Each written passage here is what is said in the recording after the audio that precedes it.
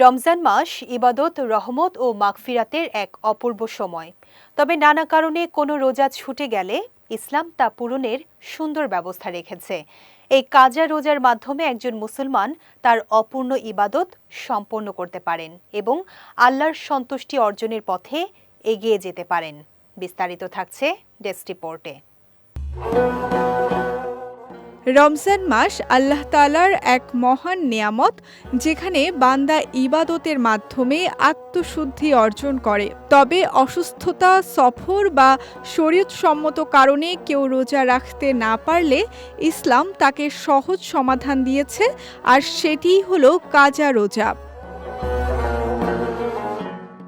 কাজা রোজা হলো রমজানে যে রোজাগুলো রাখা হয়নি বা ভেঙে গেছে তার পরিবর্তে পরে একটি রোজার বদলে একটি রোজা রাখা। আল্লাহ তাআলা কোরআনে বলেন, কেউ অসুস্থ থাকলে বা সফরে থাকলে সে অন্য সময় এই সংখ্যা পূরণ করবে। আল্লাহ তোমাদের জন্য সহজ চান, কষ্ট চান না। রাসূল সাল্লাল্লাহু আলাইহি ওয়াসাল্লাম সতর্ক করে বলেছেন, কোনো বৈধ কারণ ছাড়া রোজা ভঙ্গ করা অত্যন্ত গুরুতর বিষয়, তাই রোজার প্রতি যত্নশীল হওয়া জরুরি। রমজান শেষে যত দ্রুত সম্ভব কাজা রোজা আদায় করা উত্তম। অযথা দেরি করা অপছন্দনীয়। তবে সব রোজা একসাথে রাখা বাধ্যতামূলক নয়, সুবিধামতো ধীরে ধীরে আদায় করা যায়।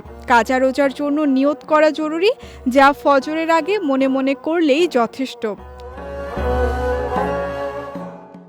যাদের উপর কাজা রোজা রয়েছে তাদের জন্য আগে তা আদায় করা উত্তম, এরপর নফল রোজা রাখা উচিত। যদিও আগে নফল রোজা রাখলে তা সহিহ হবে, তবুও এটি উত্তম পদ্ধতি নয়। কাজা রোজা আল্লাহর এক বিশেষ রহমত, যার মাধ্যমে বান্দা তার অপূর্ণ ইবাদত পূরণ করতে পারে। তাই আন্তরিকতা ও দায়িত্ববোধের সঙ্গে কাজা রোজা আদায় করা প্রত্যেক মুসলমানের কর্তব্য। বিজয় টিভি নিউজ ডেস্ক।